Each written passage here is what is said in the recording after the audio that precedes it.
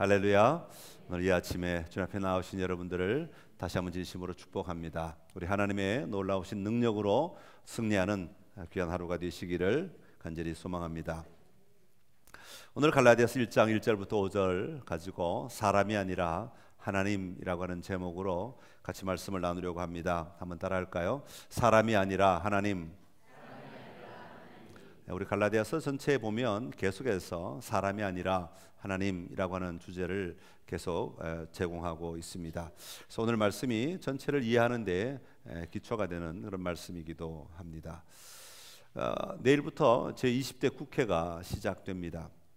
매년 선거가 끝나면 기독교 신문들에서 관심을 가지고 조사하는 것이 하나가 있습니다. 그것은 바로 당선된 국회의원들 가운데 기독교인이 몇 명인가 하는 사실입니다. 이번 20대 국회에서는 300명 가운데 97명이 기독교인으로서 전체 국회의원의 31%가 기독교인이 국회의원이 되었다고 합니다. 여러분, 이런 숫자를 발표하는 의도나 그 심중에 가지고 있는 생각은 무엇이겠습니까? 다른 종교들도 마찬가지겠지만 기독교 의원의 국회의원 숫자, 기독교인 국회의원이 많이 있으니까 기독교에 유리한 법안들을 만들어 교회가 나라의 핍박이나 어려움 없이 잘 지낼 수 있도록 만들어주지 않을까 하는 기대가 그 조사를 하는 사람들의 마음 가운데는 있지 않겠습니까?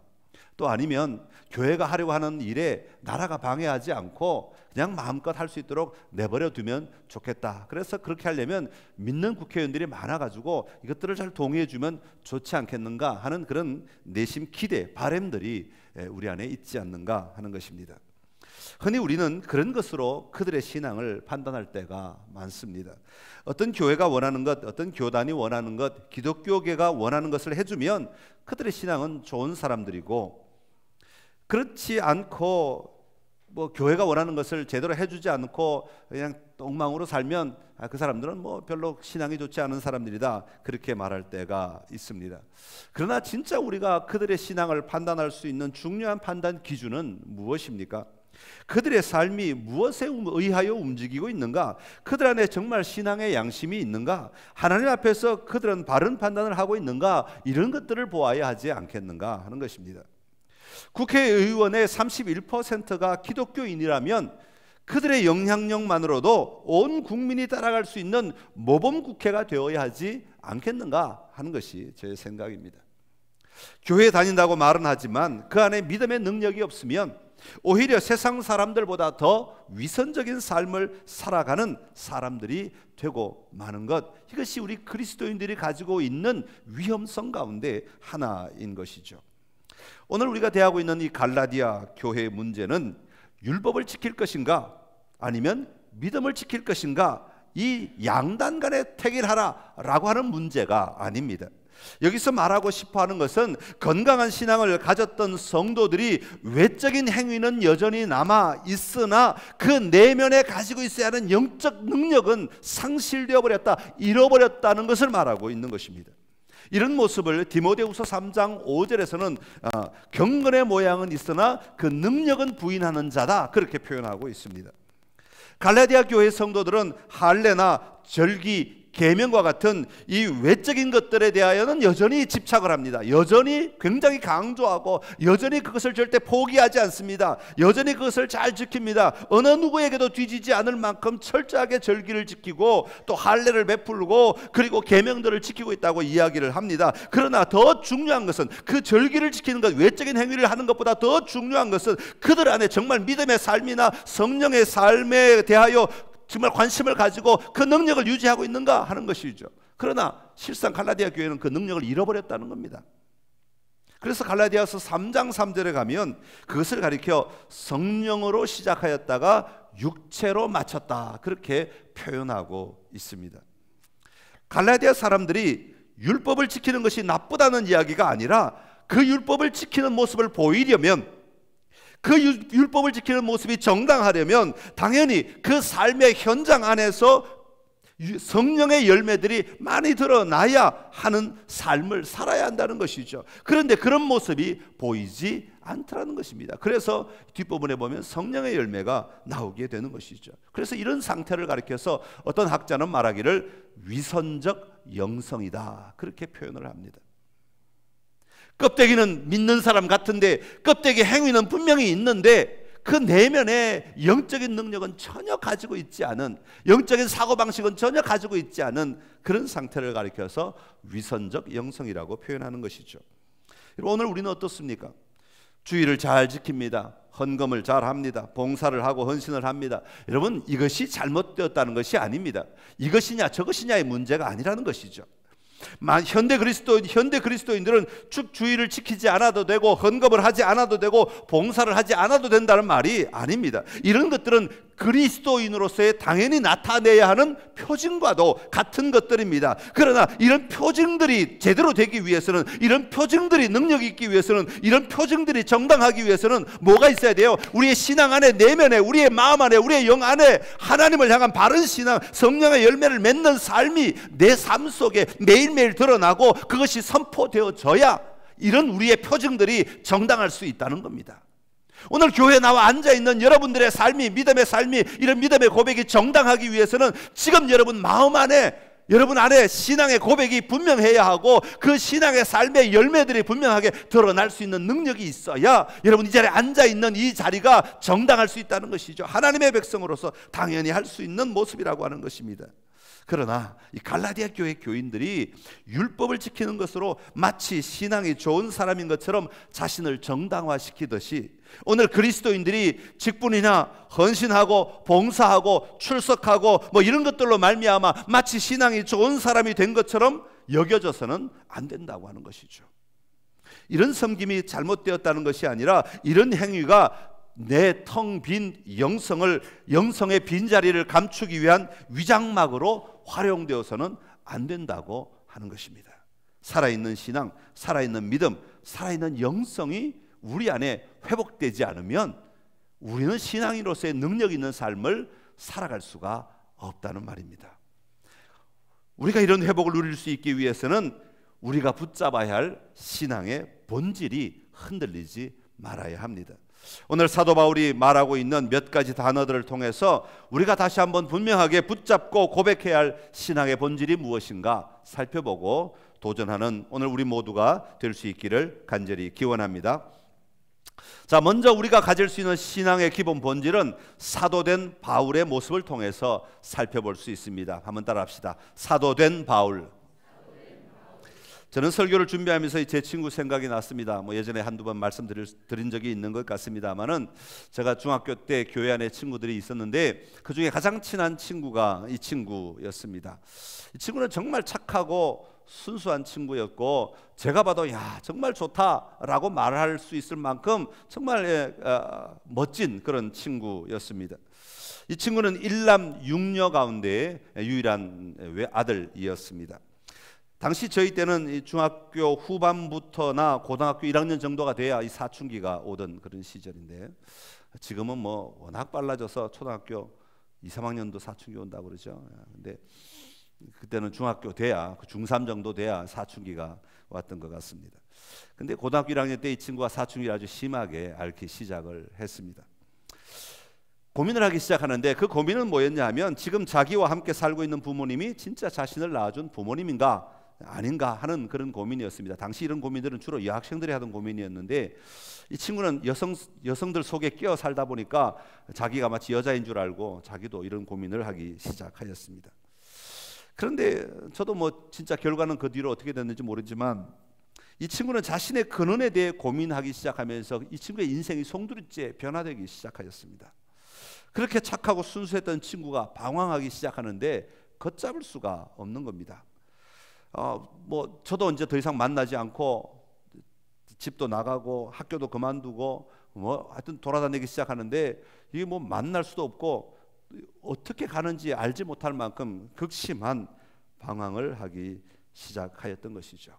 여러분 이 친구가 아무리 착하고 성실하고 친구 관계가 좋고 가족 사이에 화목한 가정의 삶을 살았다고 하더라도 자신의 근원의 문제에 막상 부딪히게 되었을 때, 고민하기 시작했을 때, 거기에 대한 해답을 제대로 찾지 못하였을 때 엄청난 혼동의 삶을 살 수밖에 없었다는 것입니다. 사랑하는 성도 여러분, 여러분은 여러분의 인생이 성공한 인생이라고 말할 수 있으십니까? 여러분, 지금까지 살아오시면서 내가 성공한 인생을 살았다, 그렇게 말씀하실 수 있느냐 말입니다. 무엇이 여러분 그렇게 말할 수 있는 조건이 됩니까? 지금 집이 있으니까 나는 성공한 사람이다. 지금 내 통장에 돈이 좀 있으니까 나는 성공한 사람이다, 그렇게 말할 수 있겠습니까? 이런 것들이 여러분의 인생이 성공했다는 잣대가 될 수 있느냐 말입니다. 워커펄시라는 사람은 이렇게 말합니다. 당신은 만점을 얻고도 인생에서 낙제할 수 있다, 그렇게 말하였습니다. 우리의 궁극적 존재의 이유를 발견하지 못하고 인간의 존재의 목적을 잃어버리고 살아간다면 우리는 아무리 내가 주변에서 많은 것들을 가지고 있고 많은 것들을 입고 있고 많은 것들을 누리고 있다 할지라도 그것은 껍데기일 뿐이고 낙제한 사람처럼 절망 가운데 마침내는 머물게 될 것이다, 그렇게 말하는 것이죠. 1절에 보면 사도 바울은 자신이 사도가 된 것은 사람들에게서 난 것도 아니요 사람으로 말미암은 것도 아니다, 그렇게 이야기하였습니다.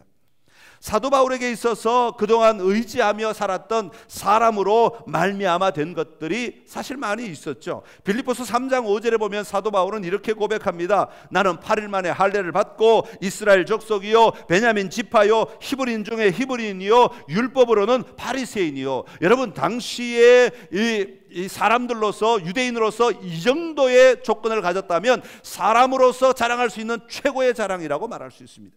조금도 부끄러울 것 없고 조금도 다른 사람에게 꿀릴 것 없는 정말 대단한 조건. 그 당시 사회적으로 보면 이 바울이 가졌던 조건은 성공한 조건들이라고 말할 수 있습니다. 그러나 바울은 사람들이 판단하고 높여주는 이런 것들이 자신을 부르신 하나님의 진정한 부르심은 아니었다고 나중에 고백하게 됩니다. 자신을 부르신 진정한 부르심은 바로 사람에게서가 아니라, 사람으로 말미암는 것이 아니라 하나님으로부터 나오는 것이다, 그렇게 이야기하는 것이죠. 그 단어가 바로 사도된 바울이라. 자기가 사도가 되었다는 말이 아니라 하나님의 부르심에 의하여 사도가 되어진 바울이다, 그런 표현인 것입니다. 그가 사도로 부름받은 것은 언제입니까? 사도행전 9장에 보면 사울이었던 바울이 예수님을 믿는 자들을 잡아 가두기 위해 다메섹으로 가던 중에 예수님을 만나게 됩니다. 그때 강력한 빛으로 말미암아 그의 눈이 멀게 되죠. 그리고 아나니아에게 보내지게 됩니다. 아나니아가 안수할 때 그의 눈이 다시 떠지게 되는데, 이 과정에서 아나니아는 이 사울을 만나는 것을 별로 기뻐하지 않았습니다. 왜냐하면 그리스도인들을 핍박하는 사람인데 그가 갑자기 나타난다고 하니까 이게 즐거울 리가 없지요. 그때 주님이 이렇게 말씀하십니다. 사도행전 9장 15절의 말씀입니다. 같이 읽겠습니다. 주께서 이르시되 가라, 이 사람은 내 이름을 이방과 임금들과 이스라엘 자손들에게 전하기 위하여 택한 나의 그릇이라. 아멘. 할렐루야. 자, 이것이 사도 바울에게 주어진 사명인데 아나니아에게 먼저 이야기를 해주고 있는 것이죠. 주님의 마음을 지금 드러내고 있는 표현인 것입니다. 여러분, 사도 바울은 사도로서의 사명을 가지게 되었을 때 그의 생명도 중하게 여기지 아니하고 복음을 전하는 자로 살아간다고 고백하고 있습니다. 사도 바울이 이 사명을 붙들고 살아갈 수 있었던 것은 이것이 사람의 부르심이 아니라 나를 지으신 하나님의 부르심이었기 때문인 것이죠. 여러분, 예수 그리스도를 죽은 자 가운데서 살리신 하나님이 부르셨다고 하는 이 사실, 이것이 사도 바울로 하여금 그의 인생의 근원적인 부르심으로 받아들이고 그것을 붙들고 그의 삶을 다시 살아갈 수 있는 능력이 되었고 그의 인생의 참된 고백이 되었던 것입니다. 저는 목사입니다. 여러분도 잘 아시다시피 목사인데요. 목사는 대학교 4년을 마쳐야 하고 대학원 3년을 마쳐야 하고 그리고 목회 현장에서 2년 동안 훈련 기간이 지나고 나면 목사고시를 칠 수 있습니다. 목사고시를 합격하고 나면 노회가 목사 안수를 줍니다. 자, 그렇다고 저의 목회의 사명이 학위나 저에게 안수를 준 사람들에게 있느냐? 그렇지 않습니다. 제가 목사로서 사역할 수 있는 것은 하나님께서 저를 부르셨기 때문이죠. 여러분, 이 하나님의 부르심이 없이는 목사로서의 사명을 감당할 수가 없는 것입니다. 여러분, 저만 그렇습니까? 성도들도 마찬가지입니다. 여러분, 선창교회에 누구 때문에 왔기 때문에 성도가 된 것이라고 생각하십니까? 아니요, 하나님의 부르심이 없이는 성도가 될 수 없는 것입니다. 어떤 일을 해야 하기 때문에 집사 권사가 되셨습니까? 아니요, 하나님의 부르심이 없이는 그런 역할도 감당할 수가 없는 것입니다. 누군가 나를 인도하여 이 교회에 속하도록 만들어 주었지만 그렇다고 해서 그 사람으로 인해 내가 성도가 된 것이 아니라고 하는 것입니다. 외적으로는 마치 그런 것처럼 보이지만 그러나 그것이 진실이 아니라 그 뒤에 하나님의 부르심이 하나님으로 말미암아, 하나님의 부르심으로 말미암아, 하나님의 사랑으로 말미암아 내가 성도가 되고 하나님의 백성이 되었다는 것이죠. 사랑하는 성도 여러분, 오늘 여러분의 부르심은 어디에서 왔다고 고백하고 계십니까? 지금 여러분은 여러분 자신의 정체성을 어디에서 찾고 계십니까? 어떤 분들은 여전히 부모님 때문에 교회에 오셨습니까? 친구 때문에 교회에 나오고 계십니까? 외형적으로는 사람인 것처럼 보일 수 있습니다. 그러나 우리가 분명히 보아야 할 것은 사람이 아니라 하나님으로 말미암아 사도 된 바울처럼, 사람이 아니라 하나님으로 말미암아 그리스도인 된 우리 자신을 볼 수 있어야 하는 것입니다. 그럴 때 우리는 하나님의 자녀로서의 분명한 정체성을 가지고, 하나님 나라의 백성으로서의 분명한 정체성을 가지고 오늘 내 삶의 기반을 세워갈 수 있게 되는 것입니다. 오늘 여러분 모두가 사람이 아니라 하나님으로 말미암았음을 발견하고 선포하며 살아가는 성도의 기쁨이 충만하시기를 간절히 기원합니다. 두 번째로 사도 바울은 3절에서 은혜와 평강을 선포하고 있습니다. 한번 따라합시다. 은혜와 평강. 그리스도인이 참 많이 쓰는 단어 가운데 하나가 은혜와 평강입니다. 그러다 보니까 이 은혜와 평강이 그저 형식적인 인사 정도의 말로 바뀌어질 때가 참 많이 있는 것이 조금 안타깝기는 합니다. 사도 바울도 이 단어를 굉장히 좋아했던 것 같습니다. 제가 아무리 쭉 그냥 지나봤더니 서신서마다 그냥 이 은혜와 평강이 있을지어다 이 단어는 절대로 빠지지 않습니다. 매번 반복하는 것이 이 말입니다. 모든 교회에 이 사도 바울의 마음을 전할 때 은혜와 평강이라고 하는 단어를 사용하고 있는 것을 볼 수가 있습니다. 자, 이것은 무슨 얘기냐면 그만큼 이 단어가 사도 바울의 마음을 사로잡고 있다, 사도 바울의 사고를 사로잡고 있다 하는 것을 대변하는 말이기도 합니다. 그렇다면 사도 바울에게 있어서 이 은혜와 평강이라는 말은 어떤 의미를 가지고 있겠습니까? 은혜와 평강은 형식적인 인사가 아니라 복음을 내포한 단어들입니다. 하나님 아버지와 예수 그리스도로 말미암아 누리게 된 구원의 복음을 요약한 단어가 바로 은혜와 평강인 것입니다. 먼저 은혜를 한번 살펴보겠습니다. 구원은 우리의 노력이나 인간의 행위로 얻어지는 것이 아니라고 성경은 말하고 있습니다. 내가 수고했다고, 내가 교회에 열심히 나왔다고, 내가 1년 동안 한 번도 교회에 빠지지 않았다고 구원을 받는 것이 아니라는 그런 이야기입니다. 우리의 노력으로 얻게 되는 것이 구원이 아니라는 말이죠. 이것은 철저하게 하나님의 은혜로 얻게 되는 것이 바로 구원인 것입니다. 사람의 공로와는 상관없이 주어지는 하나님의 값없는 은총인 것입니다. 그래서 구원의 선포를 은혜라는 말로 대변할 때가 많이 있습니다. 예수님께서도 이 은혜라는 단어를 사용하셨는데요, 누가복음 4장 22절에 보면 이렇게 말합니다. 그들이 다 그를 증언하고 그 입으로 나오는 바 은혜로운 말을 놀랍게 여겨 이르되 이 사람이 요셉의 아들이 아니냐. 자, 예수님의 입에서 나오는 은혜로운 말이 나왔다는 거예요. 여러분, 흔히 우리는 은혜로운 말 같으면 자기가 생각하고 있는 말에 목사님이 동일한 얘기를 해주면 아, 은혜 받았습니다 그래요. 나하고 다른 얘기를 하시면 은혜 못 받았어. 그게 은혜 받았다는, 그래서 은혜 받았다는 말을 우리가 잘 사용해야 되는데, 은혜 받았다는 말은 그럴 때 쓰는 것이 아닙니다. 내가 미처 발견하지 못한 하나님에 관한 이야기를 듣게 되었을 때 내 생각을 누르고 내 생각이 틀렸다고 고백하고 그 얘기를 받아들일 수 있을 만한 진실을 들었을 때 은혜를 받았다 그래야 되는 거예요. 그렇죠? 근데 내가 원하는 말만 해주면 은혜 받았다 그런 경우가 있는데, 물론 그 말도 맞을 때는 있어요. 왜? 내가 원하는 말이 그런 진실일 때가 있으니까. 자, 그렇다면 예수님이 말씀하시는 은혜라고 하는 말, 은혜로운 선포는 뭐였는가? 예수님이 선포하신 은혜로운 선포는 뭐였는가? 은혜의 말은 뭐였는가? 그 말씀 바로 앞에는 이사야 말씀을 선포하고 계셨는데요, 누가복음 4장 18절과 19절의 말씀입니다. 우리가 같이 읽겠습니다. 주의 성령이 내게 임하셨으니 이는 가난한 자에게 복음을 전하게 하시려고 내게 기름을 부으시고 나를 보내사 포로된 자에게 자유를, 눈먼 자에게 다시 보게 함을 전파하며 눌린 자를 자유롭게 하고 주의 은혜의 해를 전파하게 하려 하심이라 하였더라. 아멘. 사랑하는 성도 여러분, 여러분에게 예수님께서 외치신 이 은혜가 임하셨습니까?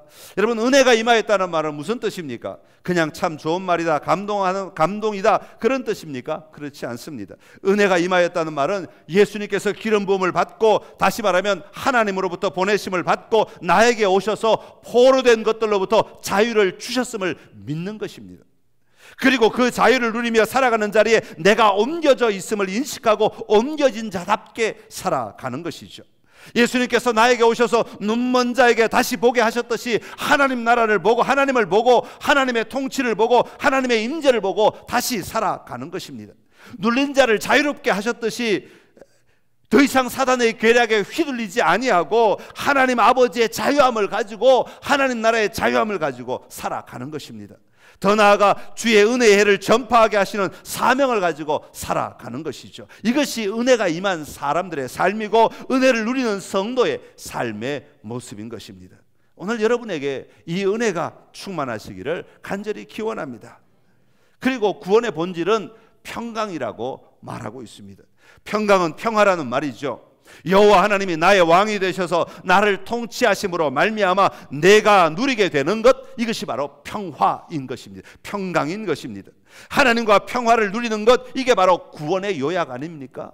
내가 하나님을 알지 못하고 있다가, 하나님과 관계가 단절되어 있다가 하나님이 나를 사랑하셔서 은혜를 베풀어 주심으로 말미암아 내가 하나님과 함께 누리게 되었다, 관계를 누리게 되었다. 이것이 바로 구원인 것이죠. 그리고 하나님과의 평화로 말미암아 사람과의 평화, 그리고 내 안에 평화가 일어나게 되는 것입니다. 내 삶에 사고나 위험과 같은 나쁜 일이 일어나지 않는 것이 평화가 아니라 하나님과의 관계로 말미암아 나오게 되는 단어가 바로 이 평강이라고 하는 단어인 것이죠.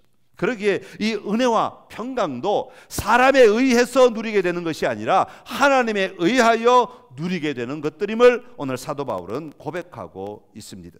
우리의 구원은 전적으로 하나님의 은혜로 말미암은 것이기 때문입니다. 여기에 사람의 노력은 들어가 있지 않습니다. 복음은 하나님께서 우리를 위하여 무엇을 하셨는가에 대한 기쁜 소식인 것입니다. 오늘 여러분 안에 이 은혜와 평강이 넘쳐나는 삶이 되시기를 간절히 기원합니다. 참된 은혜와 평강이 여러분을 다스리고 여러분을 움직이는 힘의 근원이 될 수 있기를 간절히 기원합니다. 오늘 마지막으로 우리가 살펴볼 내용은 바로 이 악한 세대라는 것입니다. 한번 따라합시다. 이 악한 세대. 4절에 보면 그리스도께서 하나님 곧 우리 아버지의 뜻을 따라 이 악한 세대에서 우리를 건지시려고 우리 죄를 대속하기 위하여 자기 몸을 주셨다, 그렇게 말씀하고 있습니다. 예수님께서 오셔야만, 이 땅에 오셔야만 하실 만큼 이 악한 세대는 굉장히 중요한 개념인 것입니다. 다른 성경에 보면 이 부분을 설명할 때에 옛날 우리나라 번역에는 이 악한 세상이라고 번역했지만 이제 새로 번역되면서 이게 잘못된 번역이어서 이 악한 세대라고 번역을 하고 있습니다. 이 악한 세대. 그런데 다른 영어 성경에 보면 현재의 이 악한 세대, 이렇게 현재라고 하는 말이 더 포함되어져 있습니다. 현재의 이 악한 세대, 다른 세상이 아니라, 다른 세대가 아니라, 나와 상관없는 세대가 아니라 내가 살아가고 있는 이 현재의 이 악한 세대로부터 나를 건지시기 위하여 예수님이 오셨다라고 하는 그런 의미입니다. 여기서 우리가 조금 더 세밀하게 살펴볼 단어가 있는데, 그것은 바로 이 악한 세상에서 나를 구하시려고 십자가를 지신 것이 아니라 이 악한 뭐라고요? 세대에서, 이 악한 세상, 월드가 아니라 이 악한 세대, 제너레이션, 전혀 다른 말입니다. 전혀 다른 말입니다. 이 악한 세상에서 만약에 우리를 구원하시기 위해 예수님이 이 땅에 오셨다면 우리는 구원받았다고 하는 말의 의미는 이 악한 세상과는 결별하며 살아야 됩니다. 왜냐하면 이 악한 세상으로부터 우리를 구해내시기 때문에. 이해가 되십니까? 그러니까 우리는 안 믿는 사람하고 살면 안 돼요. 우리 가정에 안 믿는 사람이 있으면 그냥 떨어져 살아야 돼. 만약에 우리 공동체 회사가 안 믿는 사람이 있다면 우리가 그 회사에 들어가면 안 돼. 이 악한 세상에서 나를 구원하시기 위해서 이 땅에 오셨다면 우리는 그 세상 속에서 같이 살면 안 되고 구별되어야 돼. 그런데 예수님은 이 악한 세상에서 우리를 구원하시기 위해 이 땅에 오신 것이 아니라 뭐라고요? 이 악한 세대에서, 제너레이션, 이 세대 가운데서 우리를 구원하시기 위해 이 땅에 오셨다는 겁니다.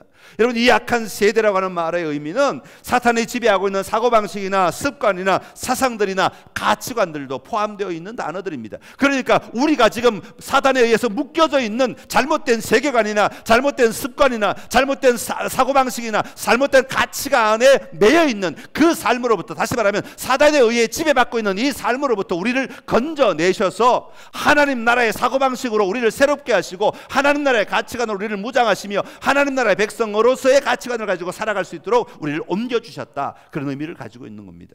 그러기에 우리는 이 악한 세대 속에서 살아갈 때에 우리는 세상의 빛과 소금으로 살아가야 한다고 주님은 우리에게 말씀하고 계시는 것입니다. 그렇게 그리스도인은 이 악한 세대에서 건져져서 앞으로 올 세대로 옮겨지게 된 거죠. 앞으로 올 세대는 어떤 세대입니까? 하나님 나라의 세계입니다. 하나님 나라의 통치를 말하는 거죠. 하나님 나라의 통치를 가지고 오늘 여기를 살아가고 가야 하는 것이죠. 이것은 사람으로 말미암는 것이 아니라 하나님으로 말미암아 살아가야 한다는 것을 이야기하고 있는 것입니다. 사람들이 이끄는 이 악한 세대에 휩쓸리지 아니하고, 다시 말하면 사단으로 내변되는 이 사람들의 말에 휩쓸리지 아니하고 하나님 나라의 방식으로 이 세대를 변화시켜 나가는 그리스도인들이 되어야 함을 이야기하는 것이죠. 사랑하는 성도 여러분, 우리는 이 악한 세대로부터 건지심을 받은 자들입니다. 그러기에 우리는 하나님의 영광을 선포하며 날마다 살아가는 자들이 되어야 합니다. 오늘 4절에서 이 악한 세대에서 우리를 건지시려고 우리 죄를 대속하기 위하여 자기 몸을 주셨다, 그렇게 말하면서 5절에서 뭘 말합니까? 영광이 그에게 세세토록 있을지어다. 이것은 형식적인 문 두 개의 끝에 문 위의 인사이기도 하지만 동시에 이것은 우리 그리스도인들이 마땅히 고백해야 할 믿음의 고백을 이야기하는 것이죠. 악한 세대로부터 건짐을 받아 하나님 나라의 사고방식으로 살아갈 때, 하나님 나라의 가치를 가지고 살아갈 때 우리에게 할 일은 하나님 앞에 영광을 돌리는 일이다 라는 것을 말하고 있습니다. 여러분의 매일의 삶 가운데 사람이 아니라 하나님으로 이 분명한 사고방식을 가지고, 이 가치를 가지고 여러분의 삶을 살아갈 수 있게 되기를 간절히 기원합니다. 우리가 종교적 행위를 하는 것 중요하지만 그 종교적 행위로만 끝나면 우리의 신앙은 위선적 신앙이 되어버리고 맙니다.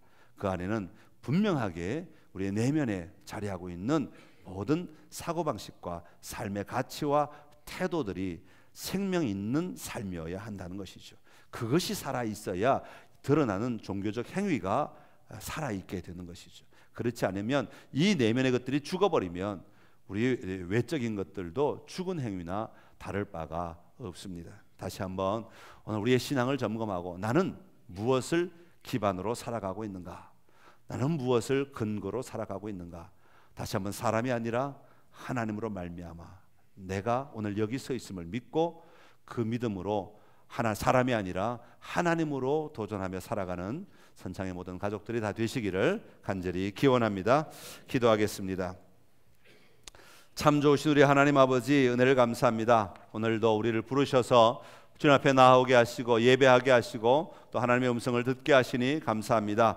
이 험한 세대 가운데서, 이 혼란한 세대 가운데서 다시 한번 우리의 정체성, 우리의 근거들을 점검하게 하시니 감사합니다. 사람이 아니라 하나님으로부터 우리가 사도가 되었음을, 우리가 그리스도인이 되었음을 분명히 보게 하여 주옵시고, 사람이 아니라 하나님으로부터 나오는 은혜와 평강을 내가 오늘 받았음을, 내가 오늘 누리고 있음을, 내가 오늘 보여주고 있음을, 내가 드러내고 있음을, 내가 누리고 있음을 고백하며 사는 삶이 되게 하여 주옵소서. 사람이 아니라 하나님으로부터 이 악한 세대에서 건지심을 받았음을 인정하며 살아가게 하시고, 사람의 뜻을 따라 사는 것이 아니라 하나님의 뜻을 따라 살아가는 오늘 우리의 삶이 되게 하여 주옵소서. 그리하여 우리가 이 땅을 살아갈 때 진정으로 승리하는 삶을 살게 하시고, 이 땅으로 그리스도로서 참된 평화의 삶을 살아갈 수 있도록 도와주시옵소서. 예수님의 이름으로 기도드리옵나이다. 아멘. 아멘.